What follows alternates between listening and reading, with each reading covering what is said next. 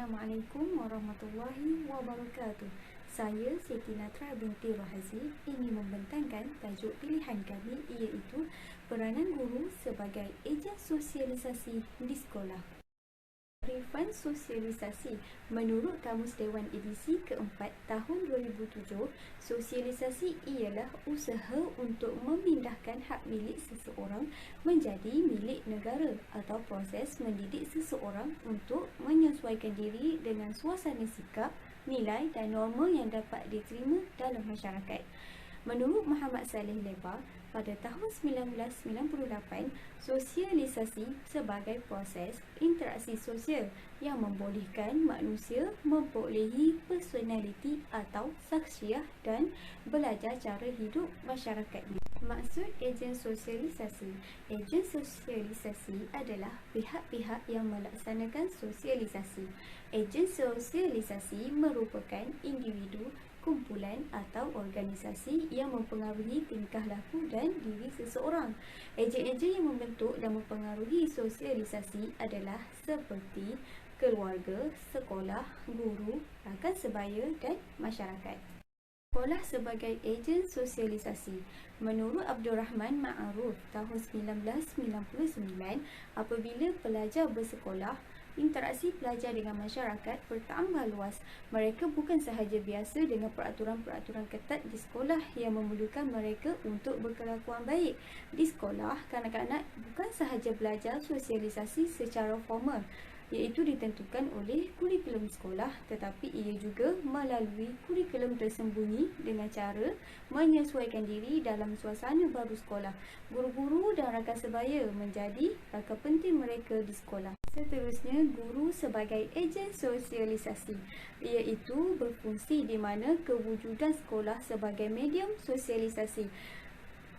Guru sebagai ejen sosialisasi untuk mengenali dan mengembangkan karakteristik diri seperti bakat, minat dan kemampuan melestarikan kebudayaan, merangsang peranan demokrasi melalui pengajaran, keterampilan berbicara dan pengembangan kemampuan berfikir kritis, kreatif, rasional, objektif serta untuk mengembangkan kemampuan menyelesaikan diri dengan anak-anak. Terdapat 4 langkah guru sebagai ejen sosialisasi. Yang pertama, guru model sosialisasi, iaitu mewujudkan persekitaran pembelajaran yang kondusif, membentuk hubungan sosial yang mesra. Kedua, guru reformasi murid, di mana mengembangkan penguasaan ilmu dan kemahiran serta sebagai penyebar dan penyampai budaya ilmu. Ketiga, guru penggerak masyarakat, iaitu memastikan perkembangan tingkah laku yang positif serta memelihara kepribadian. Keempat, guru sebagai pembina negara, iaitu menyatukan bangsa Malaysia serta menerapkan nilai kerohanian dalam diri pelajar. Apakah maksud guru model sosialisasi? Guru sebagai model atau ejen sosialisasi dari aspek peribadi, profesion serta amalan dan tingkah laku yang amat diperlukan. Guru merupakan model sosialisasi yang paling berpengaruh dan memainkan peranan utama dalam membentuk konsepkan diri, personaliti dan sasiah murid yang sempurna selaras dengan kehendak masyarakat. Ketinggian kualiti peribadi guru boleh menjadi pemangkin kecemerlangan sesebuah sekolah kerana tonggak kepada kemajuan dan kegemilangan pendidikan. Seorang guru juga harus memelihara kepribadiannya. Guru bukan sahaja perlu mengajar nilai-nilai murni, tetapi mesti mengamalkan nilai-nilai murni tersebut. Sebagai contoh, sekiranya guru memiliki sasiah yang mesra dan sentiasa menyapa murid dengan baik, maka murid juga berasa selesa dan sasiah guru tersebut menjadi contoh kepada diri murid tersebut. Oleh itu, mereka lebih yakin dan akan terus berusaha hingga berjaya dan akhirnya pencapaian akademik dapat dipertingkatkan. Seterusnya, mewujudkan persekitaran pembelajaran yang kondusif. Guru perlu mewujudkan persekitaran pembelajaran yang kondusif disebabkan cara murid berinteraksi dengan guru atau sesama rakan adalah tidak sama dan meluas. Sehubungan itu, sebagai ejen sosialisasi, guru berupaya menggalakkan pergaulan yang mesra dalam kalangan pelajarnya. Pengurusan interaksi sosial yang dikendalikan guru adalah sebahagian daripada proses pembelajaran. Ini dapat dilakukan melalui aktiviti-aktiviti pengajaran dan pembelajaran. Antara contoh yang boleh dilihat seperti kerja kumpulan yang diadakan akan menggalakkan interaksi antara pelajar. Daripada perbincangan kumpulan tersebut, proses sosialisasi akan terbentuk dan murid akan berkomunikasi. Komunikasi dua hala ini dapat membantu pelajar mengembangkan perhubungan yang sihat yang akan memperbaiki sikap terhadap sekolah dan pembelajarannya. Ringkasnya, interaksi dan hubungan sosial yang bersifat perkembangan ini akan membolehkan murid bekerjasama sebagai satu pasukan melalui pembelajaran kooperatif dan kolaboratif. Jika guru itu memilih untuk menyampaikan maklumat sahaja, maka kemahiran berkomunikasi tidak dikembangkan kerana kemahiran berkomunikasi adalah penting untuk sosialisasi. Seterusnya, membentuk hubungan sosial yang mesra dan penyayang. Kehadiran guru sebagai ejen sosialisasi amat diperlukan dengan tujuan membentuk insan yang mempunyai emosi yang matang dan stabil. Dengan itu, dapat memupuk perasaan kasih sayang dan kekitaan. Guru sebagai ejen sosial yang utama di sekolah perlu untuk membentuk hubungan sosial yang mesra dan penyayang. Di dalam hubungan sosial yang mesra dan penyayang ini, setiap individu memainkan peranan untuk mengawasi, menasihati dan membentulkan tingkah laku anak-anak murid yang berada di hadapan mereka. Dalam mewujudkan hubungan sosial yang mesra, guru dapat memberikan motivasi dan galakan kepada anak didiknya untuk belajar dan cemerlang serta aktif di dalam kelas. Sokongan daripada guru merupakan satu faktor yang kuat dalam membentuk hubungan sosial yang cemerlang, khususnya kepada kanak-kanak di sekolah rendah. Usaha ini untuk melahirkan masyarakat penyayang dan dapat memberikan sumbangan kepada kesejahteraan komuniti dan negara bagi melahirkan sebuah negara yang maju, berperibadi dan seimbang dengan pembangunan negara seperti mana yang dizahirkan dalam Wawasan 2020. Seterusnya, guru reformasi murid. Pada zaman moden ini, guru adalah bertanggungjawab untuk memberikan pendidikan moden, menghasilkan perubahan ke atas kendiri muridnya. Di Malaysia, sekolah telah mengalami beberapa peringkat evolusi kerana reformasi atas sistem pendidikan yang dilancarkan selepas merdeka. Pelaksanaan sistem pendidikan aneka jurusan pada tahun 1963, pelaksanaan program sains panduan dan matematik moden sebagai sukatan pelajaran baru untuk sekolah menengah pada tahun 1971, pelaksanaan program KBSM di sekolah menengah pada tahun 1989. Reformasi pendidikan seperti ini telah membekalkan darah dan semangat untuk menggerakkan sekolah mengubah dan berkembang mengikut strategi yang disarankan. Perubahan dan pendidikan di Malaysia bermakna menukar dari kebiasaan dan rutin ke satu bidang yang baru, daripada cara pengurusan dan kepimpinan yang autokratik kepada demokratik, daripada perkhidmatan rutin kepada perkhidmatan penyayang, daripada strategi berpusatkan guru, aktiviti pengajaran dan pembelajaran kepada strategi yang berpusatkan murid. Seterusnya, penguasaan ilmu dan kemahiran. Guru reformasi murid berperanan untuk mengembangkan penguasaan ilmu dan kemahiran. Ilmu menjadi aset yang bermakna dalam kehidupan setiap insan. Dengan adanya ilmu sebagai bekalan hidup, barulah seseorang itu dapat mengeksploitasi ilmu yang dimiliki itu ke arah kemajuan diri, pembangunan dan pemartaban bangsa. Sebagai ejen sosial, seseorang guru tidak boleh merasa jemu untuk menimba ilmu baru serta mempelajari kemahiran terkini yang sesuai dengan perkembangan diri dan masyarakat.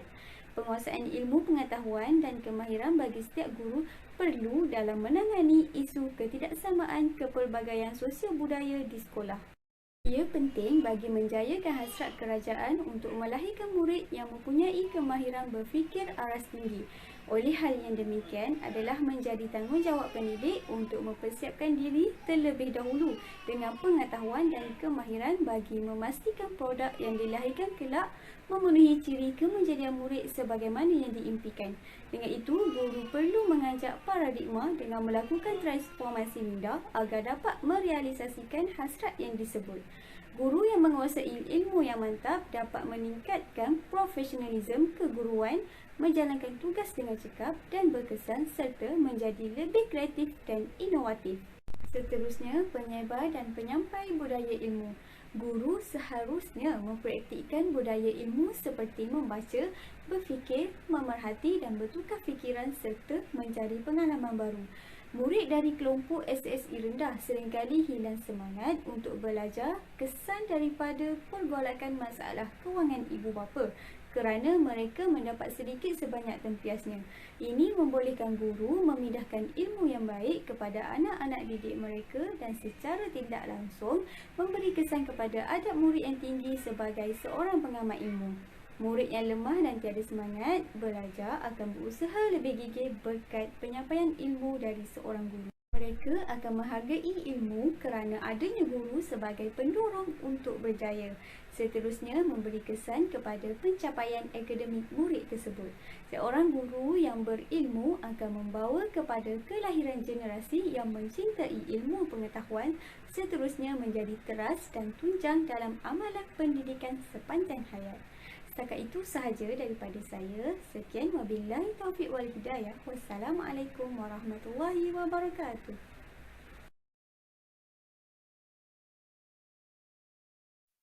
Seterusnya ialah langkah ketiga, guru sebagai penggerak masyarakat. Guru memikul tanggungjawab yang amat besar terhadap masyarakat sebagai ejen sosialisasi dan penyebar budaya ilmu yang membawa perkembangan dan kemajuan sekolah serta masyarakat. Fungsi utama sekolah ialah untuk memberi pendidikan dan latihan. Pendidikan di sini adalah proses dan aktiviti yang bertujuan membawa perubahan kepada seseorang individu mengikut norma dan nilai sesuatu masyarakat, serta dapat membentuk seorang manusia yang sanggup berfikir kritis dan mempunyai daya kreatif yang tinggi. Di sini kita boleh melihat peranan guru sebagai ejen memodernisasikan masyarakat melalui pembinaan insan dalam semua bidang perkembangan dan kemajuan. Dan akhirnya, sekolah dapat melahirkan pelajar-pelajar yang berilmu pengetahuan dan berakhlak mulia. Seterusnya, dapat memberi sumbangan kepada masyarakat dan negara. Di bawah langkah ketiga, guru sebagai penggerak masyarakat ialah dengan peranan guru dalam memelihara kepribadian. Guru antara ejen sosialisasi membentuk konsepkan diri, personaliti dan sahsiah murid yang sempurna. Sebagai seorang guru yang merupakan tonggak kepada kemajuan dan kegemilangan pendidikan, haruslah memelihara kepribadian diri yang unggul. Guru hendaklah berpendirian teguh dan bersahsiah diri yang luhur. Ajakan ini amat berkait rapat dengan sikap guru atau pengaruh peribadi guru yang pendorong murid sentiasa menunjukkan sahsiah yang baik. Guru perlu menjadi suri tauladan dalam penghayatan nilai dan perpaduan dalam kalangan murid menurut PPPM, Pelan Pembangunan Pendidikan Malaysia. Guru juga berperanan memikul hasrat KPM untuk menghasilkan murid yang dibangunkan dengan identiti nasional yang kukuh melalui pengajaran dan pembelajaran aktiviti kokurikulum serta aspek pembangunan sahsiah murid. Ketinggian kualiti peribadi guru boleh menjadi pemangkin kecemerlangan negara melalui usaha mereka menjadikan murid sebagai modal insan masa hadapan. Poin seterusnya, peranan guru sebagai ejen sosialisasi di dalam langkah ketiga ialah memastikan perkembangan tingkah laku positif. Guru yang bertanggungjawab dapat memupuk sikap, nilai murni dan sahsiah murid yang sempurna seperti belas kasihan, bertolak ansur, bertimbang rasa dan bekerja sama. Dengan adanya penekanan nilai-nilai tersebut, suasana yang kondusif dapat diwujudkan untuk sosialisasi. Guru berusaha membimbing dan membentuk tingkah laku murid yang positif dengan mengikut nilai, norma dan kehendak masyarakat.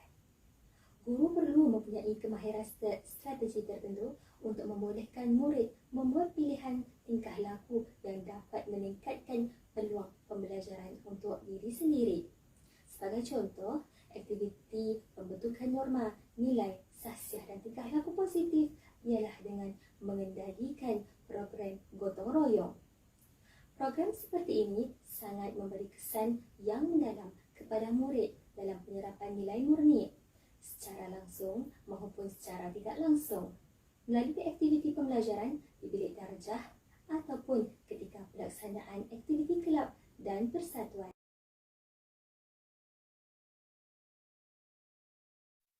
Langkah 4. Guru pembina negara.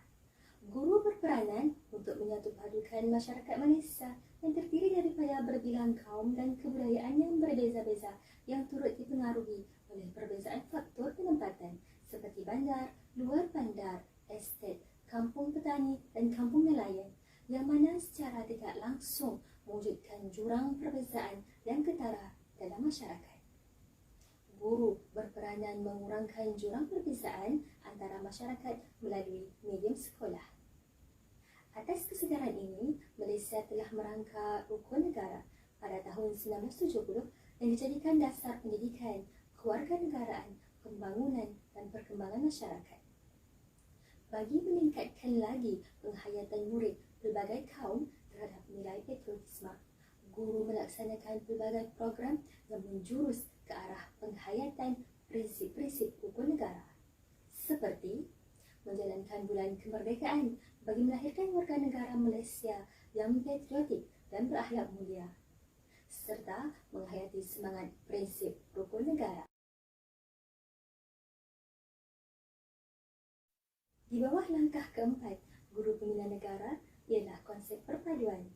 Sekolah merupakan asas bagi generasi muda membina penyatuan kaum secara menyeluruh. Konsep ini penting diwujudkan kerana ia merupakan asas bagi generasi muda membina sistem negara bangsa. Kajian mendapati bahawa pendidikan adalah antara faktor penting dalam konsep perpaduan negara. Konsep sosialisasi perlu diwujudkan di sekolah sebagai persediaan proses pelajar, belajar peranan, nilai dan status yang diperlukan untuk menyertai institusi sosial.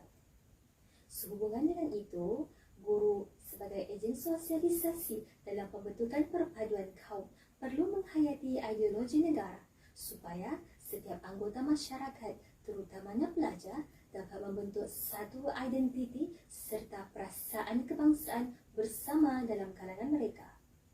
Guru berperanan untuk memberi kesedaran tentang tanggungjawab sebagai anggota masyarakat supaya dapat melahirkan warga negara yang bersatu padu, bersemangat patriotik dan sentiasa menyumbang ke arah kesejahteraan masyarakat dan negara. Poin terakhir di bawah langkah keempat ialah penyerapan nilai murni kerohanian. Kajian mendapati bahawa peranan guru penting dalam memupuk interaksi di antara pelajar dengan kaum lain di sekolah. Melalui pemupukan interaksi yang baik antara guru dan murid, nilai murni mudah dibentuk. Guru perlu menyerapkan nilai budaya daripada pelbagai kaum di dalam bilik darjah supaya pelajar dapat mengenali dan memahami budaya pelbagai kaum di Malaysia. Guru berperanan menyemai nilai murni termasuklah nilai perpaduan kaum kepada pelajar. Penghayatan nilai murni merupakan satu dasar yang boleh memberikan keseimbangan dalam pembangunan ekonomi dan sosial di Malaysia. Guru sekolah rendah berperanan penting sebagai ejen sosialisasi dalam menyatupadukan pelajar pelbagai kaum kerana kanak-kanak mudah dilentur dan diajar tentang kepentingan perpaduan kaum sama ada secara langsung maupun tidak langsung. Pada masa yang sama, pengetahuan mereka mengenai kepelbagaian kebudayaan juga akan turut berkembang.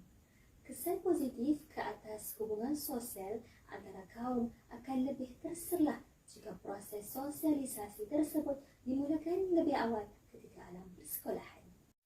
Sebagai rumusan pengakhiran, peranan guru sebagai ejen sosialisasi di sekolah ialah bertepatan dengan aspirasi negara seperti mana yang dizahirkan dalam wawasan 2020 dan falsafah pendidikan kebangsaan adalah seiring untuk membentuk warga negara yang menguasai ilmu dan kemahiran tinggi, menjunjung nilai budaya bangsa, memiliki semangat patriotisme utuh dan mempunyai daya saing yang tinggi. Dengan itu, semua guru di sekolah haruslah sedar mereka sebenarnya memikul satu accountability yang besar untuk merealisasikan aspirasi negara sebagai pembina insan berprestasi tinggi.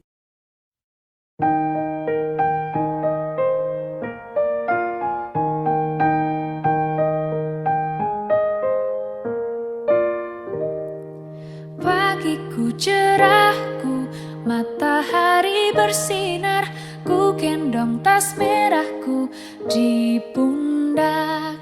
Selamat pagi semua, ku nantikan dirimu di depan kelasmu, menantikan kami. Guruku tersayang, guru tercinta, tanpamu apa jadinya aku? Tak bisa baca tulis, mengerti banyak hal. Guruku, terima kasihku. Nyatanya diriku kadang buatmu marah, namun segala maaf kau berikan.